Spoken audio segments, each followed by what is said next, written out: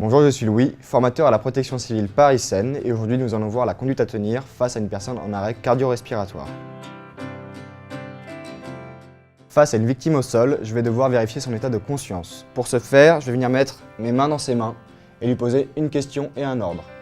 Madame, vous m'entendez? Si vous m'entendez, serrez-moi la main. Ouvrez les yeux. Une fois que c'est fait, je vais devoir vérifier la respiration.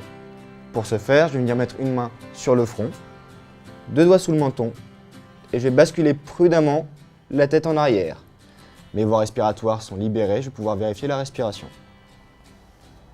1, 2, 3, 4, 5, 6, 7, 8, 9, 10. Au bout de 10 secondes, ma victime ne respire pas. Je vais devoir appeler les secours et commencer un massage cardiaque. Ce qu'il faut retenir, c'est qu'un massage cardiaque ne s'arrête jamais.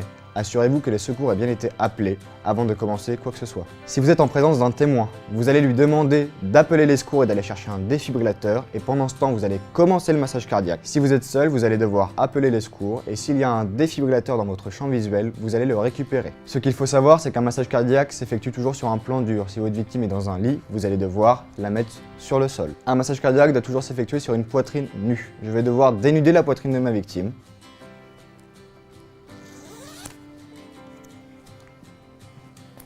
Et je vais devoir mettre le talon de ma main au centre de la poitrine, sur la ligne médiane et sur la moitié inférieure du sternum. Je vais placer maintenant ma deuxième main par-dessus la première, mes doigts entrecroisés pour éviter de casser des côtes.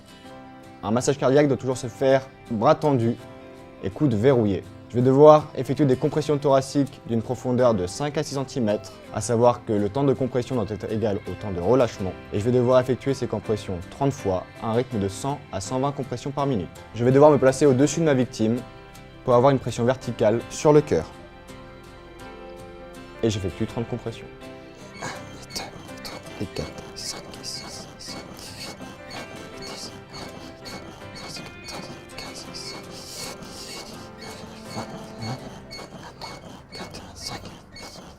18, 29 et 30.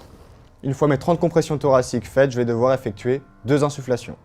Je vais venir mettre une main sur le front de ma victime, 2 doigts sous le menton, basculer la tête en arrière. Je vais venir pincer le nez de ma victime et ouvrir la bouche. Pour avoir une bonne étanchéité lors de mes insufflations, je vais devoir englober la bouche de ma victime avec la mienne. Je vais devoir effectuer 2 insufflations. Les insufflations, c'est un souffle long et continu jusqu'à ce que la poitrine de ma victime se soulève.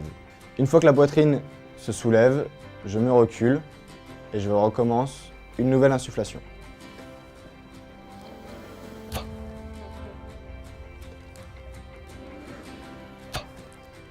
Une fois mes 2 insufflations effectuées, je vais pouvoir recommencer mes 30 compressions thoraciques. En gros, le massage cardiaque, c'est 30 compressions, 2 insufflations, 30 compressions, 2 insufflations, etc. jusqu'à l'arrivée des secours.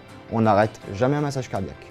Ce qu'il faut retenir face à une personne au sol, c'est vérifier son état de conscience, sa respiration. Si elle ne respire pas, c'est qu'elle est en arrêt cardio-respiratoire. Je vais devoir appeler les secours si je suis seul. S'il y a un témoin, je vais lui demander d'appeler les secours. Et je vais commencer mon massage cardiaque. Un massage cardiaque est très physique. Assurez-vous que les secours aient bien été avertis avant de commencer le massage cardiaque. J'espère que cette vidéo vous a été utile. Si vous êtes intéressé par la réanimation avec défibrillateur, je vous invite à aller voir la vidéo à ce sujet. Et pour ma part, je vous dis à très bientôt sur la chaîne Doctissimo.